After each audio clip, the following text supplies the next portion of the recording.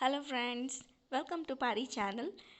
చూడండి, మేము వెళ్ళాం ఒక టెంపుల్కి. అక్కడ ఎంత స్పేస్ ఉందంటే పిల్లలు ఆడుకోవడానికి. ఆంజనేయ స్వామి టెంపుల్ ప్లేస్తో పాటు అక్కడ వాటర్ది బోర్ కనిపించింది. చూడగానే మేమే చిన్నపిల్లలం అయిపోయాం.